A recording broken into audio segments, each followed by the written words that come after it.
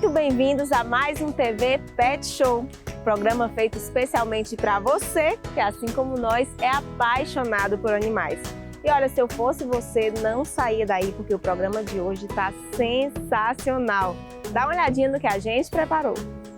Temos uma super matéria com o Dr. Vitor Lacerda sobre tratamentos com células-tronco. O Dr. Aglailson Pinheiro nos fala algumas curiosidades sobre o mundo dos gatos. E vamos conhecer também o projeto Animais Universitários. Tem o repórter Fuinha e tem também Meu Pet é Lindo. Não sai daí, é daqui a pouquinho. A minha pet dica, na falta da vacina do Calazar, a Leishitec, nós temos que usar medidas para afastar o flebótomo do cão. Essas medidas já eram usadas e hoje reforçamos o uso, principalmente das coleiras repelentes, existem várias no mercado, para os sprays repelentes também, né? Por exemplo, a própria citronela é um bom repelente, para que o flebótomo não se aproxime do animal.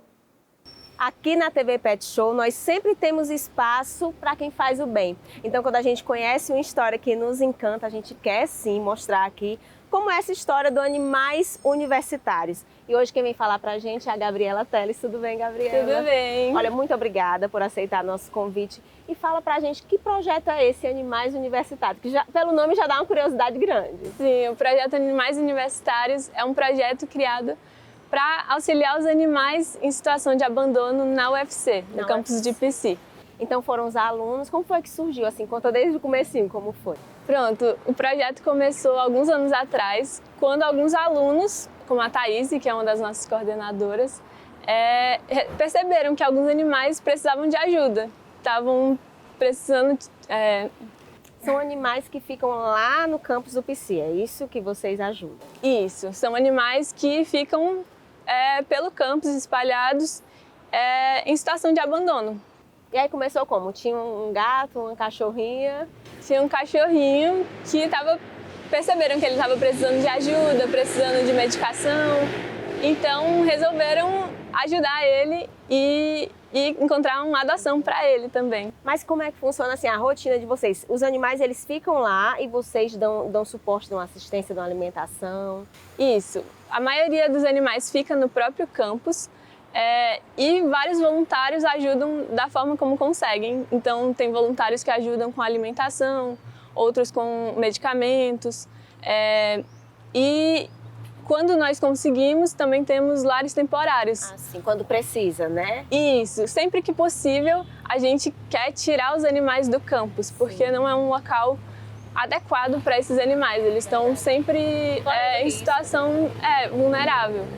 Então, sempre que possível, nós conseguimos lares temporários, que são pessoas que se voluntariam para receber esses animais, até que eles sejam adotados. E essas pessoas são alunos de lá ou também já entraram outras pessoas, o projeto vai crescendo? São pessoas que têm vontade de ajudar, então temos alunos da UFC, servidores, pessoas de outras universidades que não têm relação direta com a UFC. Ai, que legal, então quer dizer que está tomando uma proporção boa, né? Isso. É verdade que vocês estão com um projeto para se transformar em ONG, né? Vocês já deram entrada. Isso, já estamos no processo. E pretendemos esse ano ainda nos tornarmos uma ONG. Agora, só para esclarecer, o projeto não tem abrigo, né? Esses lares são voluntários. Isso, nós não temos abrigo, então todos os animais que são tirados do campus ficam apenas em lares temporários. Entendi. Agora, quando acontece assim, o animal precisa de atendimento médico, precisa de uma cirurgia, está numa situação mais delicada. Esses custos, que com certeza a gente sabe que custos com animais não são baratos, né? Quem é que arca com esses custos, Gabriela? Todos os custos do projeto são com base em doações que a gente recebe. Então, a gente recebe doações pelo nosso Instagram, a gente faz projetos de bazar, de rifas para arrecadar dinheiro. Então, todos os custos são com base nisso. Aí a pessoa pode ir lá para comprar no bazar. E quem não tem como, assim, eu não tenho como sair de casa, não tenho como ir no bazar, não tenho como colocar um ponto nessa rifa. O que é que eu vou procurar ali para ir atrás? Se eu posso dar um Pix, como é que funciona para quem quiser doar, para quem está em casa? Pronto. Quem quiser doar pode entrar no nosso Instagram, que a gente tem todas as informações, tem o Pix, tem lista de do que você pode doar, de ração, de Eu posso produtos doar, de limpeza. além de dinheiro, pode ter material também. Isso. Qualquer coisa que você acha que pode ajudar, pode falar com a gente no Instagram, que a gente recebe. E quem quer ser voluntário, além de doar, eu tenho um tempo disponível, eu quero ser voluntário, tem como entrar em contato com vocês e se encaixar nesse projeto? Tem sim. A gente recentemente teve uma seleção para novos voluntários, entraram muitas pessoas novas, muito empolgadas com o projeto, que é sempre muito bom. Então a gente sempre está abrindo seleção para voluntários. E aí, vocês cuidam, mas aí tem feira de adoção também? Vocês cuidam, ele fica prontinho, vocês colocam para adoção? Sim, a gente sempre está procurando adoção, então a gente sempre procura participar de feiras. E também a gente consegue adoções pelo próprio Instagram. A gente tem alguns vídeos com os animais, que são sempre vídeos divertidos para chamar a atenção das pessoas, às vezes dos próprios estudantes, para conseguir adoção para esses animais. Agora é importante falar, eu estou encantadíssima, eu achei assim uma iniciativa lindíssima. O que a gente puder divulgar de vocês, a gente vai fazer. Mas é importante ressaltar para que as pessoas não abandonem animais, né? Porque sabe que são animais que estão ali abandonados, então quem está vendo, gente, vamos ter consciência. Sim, no projeto a gente já conseguiu mais de 800 adoções, mas a gente continua com um ciclo de animais abandonados, animais nascendo no campus. Então essa situação do abandono é muito complicada, acaba atrapalhando o nosso trabalho. É verdade. Agora, para quem quiser acompanhar, deixa as redes sociais. Pronto, nossas redes sociais são no Instagram e no TikTok, o @animaisuniversitários. Olha, Gabriela, muitíssimo obrigada. Deus abençoe vocês. Muito Deus obrigada. abençoe esse projeto, viu? Sim. Oi, a minha pet dica é que se você está procurando algum projeto para ajudar, você procure a gente no nosso Instagram, Animais Universitários, para ajudar os animaizinhos que estão precisando bastante de ajuda.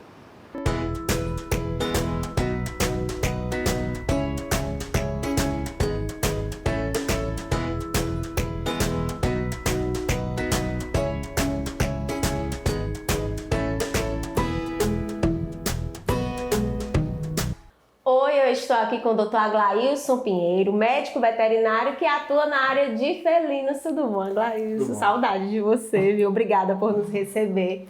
E olha, para os gateiros e gateiras de plantão, o assunto agora é gatos. E é polêmico, viu, Aglailson? Sim. Eu peguei perguntas que a gente recebe no Instagram e discussões de grupo de WhatsApp, que eu participo de vários.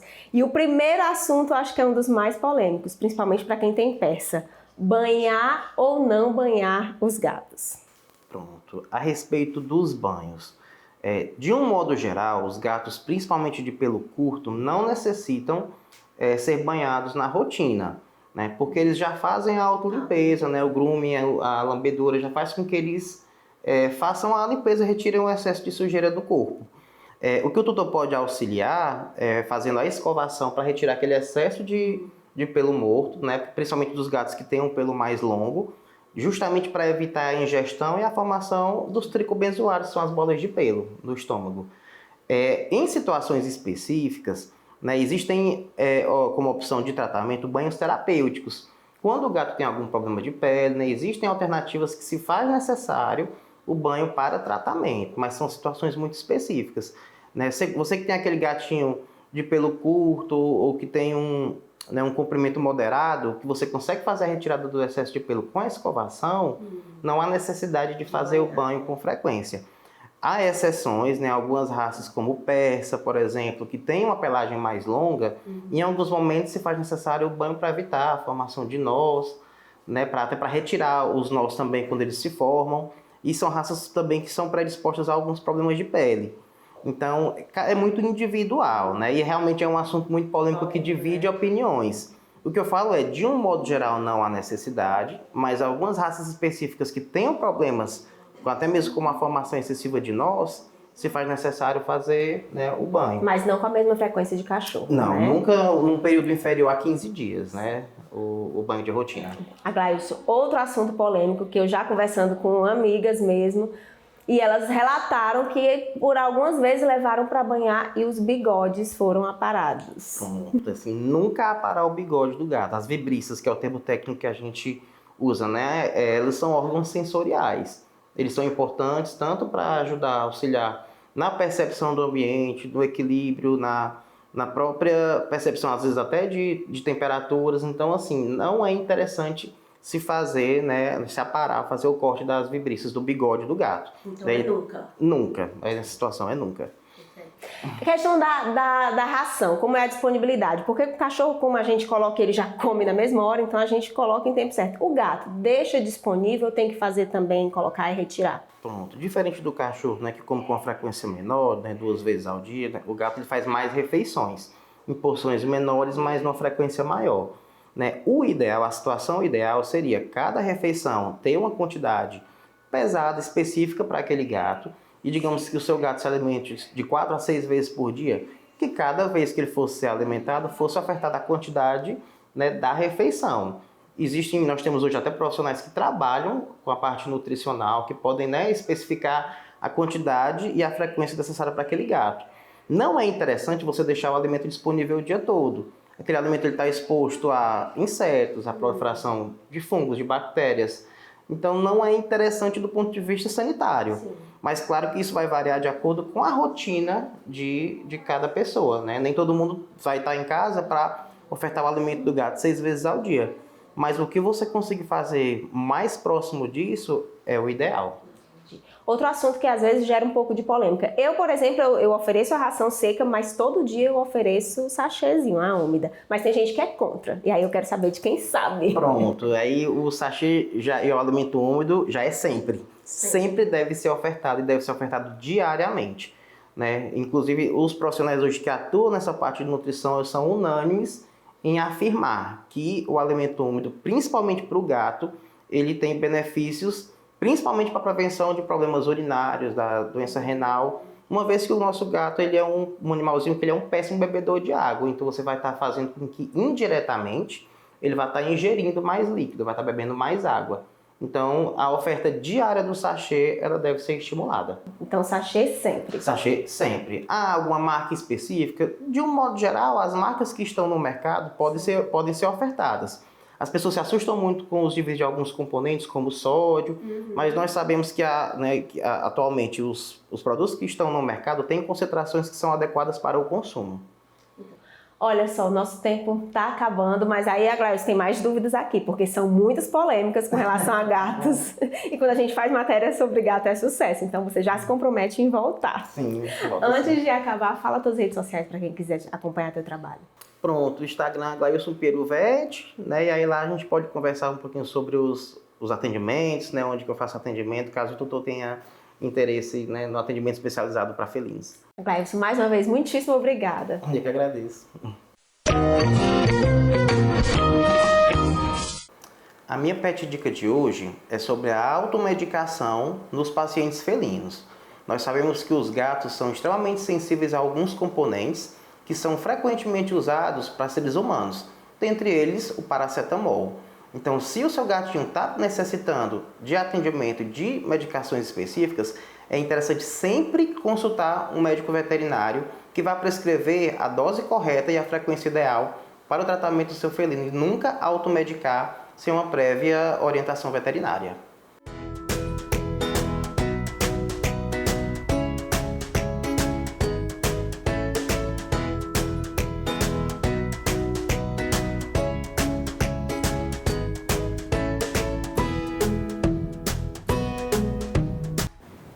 Gente, eu estou aqui com o Dr. Vitor Lacerda, médico veterinário, com residência em clínica cirúrgica e pós-graduando em neurologia. Tudo bem, doutor? Tudo bem, e você? É um currículo muito grande, né, doutor? Nada, tem muita gente com um currículo bem melhor do que o meu, pode ter certeza. Verdade. E hoje, doutor, nós vamos falar, primeiro gostaria de agradecer por aceitar nosso convite, para falar de um assunto que pela primeira vez nós vamos falar desse assunto aqui na TV Pet Show. E eu acho que muita gente não sabe que existe tratamento de células-tronco na medicina veterinária. Acho que é uma novidade para muita gente, né, doutor? É verdade. Apesar que a gente já teve um boom de tanta informação sobre células-tronco na mídia em geral, há alguns anos atrás, aparentemente, isso que meio que diminuiu, né? E aparentemente está retornando novamente, principalmente dentro da veterinária. Entendi. Doutor, agora explica pra gente do começo, o que são células-tronco, doutor? Assim, de forma bem resumida, célula-tronco é uma célula que tem uma alta capacidade de renovação, de se multiplicar. E ela consegue se diferenciar em vários tipos de tecidos diferentes que formam o organismo, tá? Basicamente é isso, esse é o conceito. Aí no caso, doutor, dos animais, de onde que são tiradas as células-tronco na medicina veterinária para o tratamento? Então, o primeiro ponto é que as células-tronco elas podem ter duas origens diferentes, tá? Então, elas podem ser de origem embrionária e também pode ter uma origem de um tecido adulto. E o que é que diferencia esses dois grupos, né? Uma célula-tronco embrionária e uma célula-tronco de um tecido adulto? É a sua capacidade de diferenciação em diferentes tecidos. Então, no caso de uma célula-tronco retirada de um tecido de um organismo adulto, ela pode ser retirada de qualquer tecido. Todo tecido ele tem células-tronco, que são as células-tronco mesenquimais, que estão ali presentes para regenerar aquela lesão que aquele organismo, aquele tecido teve. Então, normalmente, em animais, o tecido de escolha para retirada dessas células é o tecido adiposo, né, a gordura. Por quê? É um tecido de mais fácil obtenção. Se aproveita o momento em que vai fazer, por exemplo, uma castração de um cachorro saudável, então aproveita ali no momento da incisão, pega um fragmento de tecido de gordura e vai processar esse tecido para aquisição dessas células-tronco, onde elas são processadas para tirar todas as células de gordura, pega essas células, coloca em um cultivo para fazer a expansão celular, que é a multiplicação dessas células, né, em maior quantidade, e a partir daí elas passam por alguns critérios de controle para saber se poderá ser utilizado ou não. Então, um dos critérios é ter certeza que essa célula tem a capacidade de se diferenciar em pelo menos 3 tecidos. Meu Deus, como a ciência é fantástica, né, doutor? É bem legal. E nesse caso, doutor, no caso da medicina veterinária, quais são os tratamentos que pode ser feito assim, com células-tronco? Hoje a gente tem 3 linhas principais, certo? Em relação ao tratamento, ao manejo de algumas patologias com as células. A primeira delas em cães que têm osteoartrose, ou seja, doença articular degenerativa. Uma articulação que tem desgaste de cartilagem, né? Aquele paciente mais velho, aquele paciente que tem aquela displasia coxofemoral que é tão falada, que tem alguma instabilidade no joelho decorrente de uma luxação de patela ou alguma doença do ligamento cruzado que causa instabilidade do joelho. Então, tudo isso leva a uma osteoartrose. E as células-tronco, a gente consegue utilizá-las com o objetivo de fazer com que essa osteoartrose ela evolua de forma mais lenta possível.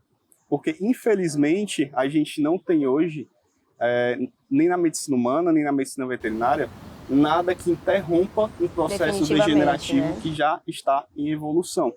Então, o nosso objetivo é utilizar das ferramentas disponíveis hoje para que essa osteoartrose ela progrida da forma mais lenta possível, aumentando a sobrevida daquela articulação. Então, a osteoartrose é uma das patologias.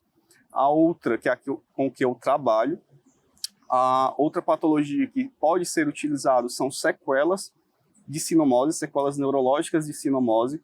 Também existem alguns trabalhos mostrando que a aplicação de células-tronco em pacientes, em cães com sequelas de sinomose, eles diminuem ou até ficam ausentes aquelas sequelas, aquelas mioclonias, aqueles movimentos repetitivos. Não sabia que podia reverter. Que isso pouca gente sabe realmente. Sim. E a outra patologia que a gente consegue utilizar células-tronco, que tem em bula realmente já, para tratamento de cerotoconjuntivite seca de causa imunomediada. Isso já para os oftalmologistas, né? Sim. Então, os neurologistas podem utilizar as células-tronco para beneficiar aqueles pacientes com sequelas de sinomose. O oftalmologista pode utilizar em pacientes com cerotoconjuntivite seca e o ortopedista com aqueles pacientes que têm osteoartrose. Então, são as três principais ramificações de tratamento das células-tronco. Porém, tem vários trabalhos ainda em desenvolvimento para aplicação dessas células em outras patologias, como a aplasia e hipoplasia de medula, que é quando a medula óssea ela não está produzindo células do sangue. Isso ainda está em desenvolvimento. Tem muita gente já utilizando, certo? Mas de forma ainda mais empírica. Então ainda não tem um trabalho realmente sistemático comprovando a sua real eficácia, tá? Mas tem muita gente fazendo e tendo bons resultados. Mas esses tratamentos são mesmo promissores, doutor? O senhor que trabalha com isso? São, tá? Já tem bastante trabalho na literatura, trabalhos bons, mostrando resultados em pacientes, que eu posso dizer na minha área, a célula-tronco, ela já está demonstrado que ela consegue fazer uma imunomodulação dentro daquela articulação daquele paciente que está tendo aquela inflamação e, consequentemente, aquele desgaste articular.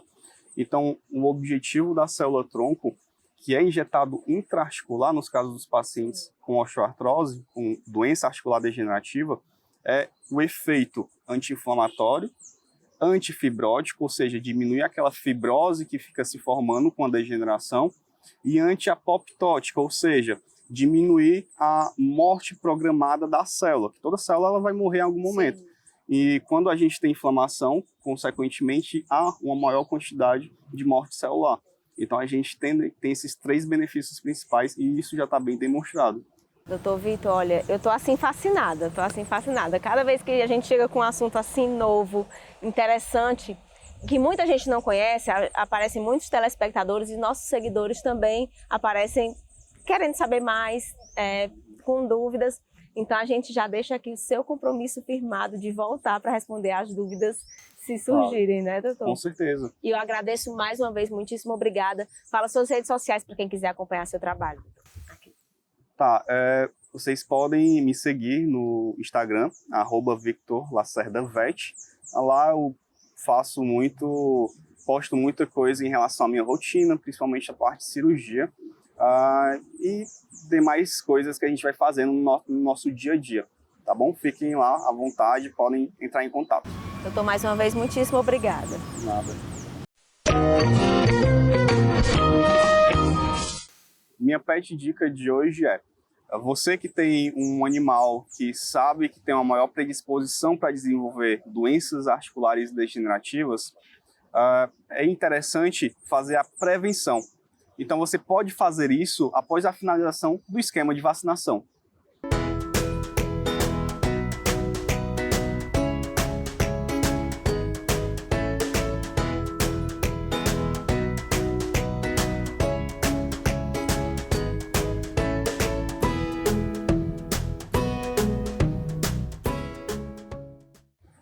E agora ele, o repórter mais amado do Brasil. É com você, Fuinha.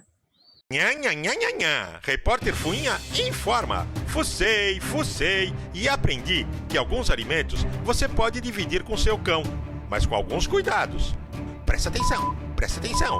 Por exemplo, cenoura pode ser consumida crua ou cozida, sem tempero nenhum. Cenoura é ótima e eles adoram. Maçã, mas só a polpa. Tire o miolo e as sementes. Maçãs têm baixa caloria. São ricas em fibras, fósforo, potássio e cálcio. E também cheias de vitaminas. Nham, nham. Banana, tipo prata ou maçã. Elas têm vitaminas como potássio e manganês, além de fibras. Mas cuidado, descasque a fruta e ofereça em pequena quantidade. Consulte sempre um veterinário e trate bem seus amigos pets. Fui! Ah, gente, que pena, o programa já está chegando ao fim. Mas não sai daí porque eu vou deixar aquele recadinho básico. Você quer rever uma matéria ou tem uma sugestão? Entre em contato com a gente através das nossas redes sociais. Quer aparecer aqui no Meu Pet é Lindo? Faz uma foto ou vídeo com seu bichinho de estimação e envia para o nosso WhatsApp. Chegou agora, perdeu o TV Pet Show aqui na TV? Dá uma olhadinha no nosso canal no YouTube, @TV Pet Show. Tem todas as matérias lá para você. Aproveita e se inscreve que é para dar aquele apoio. E eu vou ficando por aqui. Um beijo, fiquem com Deus e não esqueçam, animais pintam um mundo melhor. Até mais.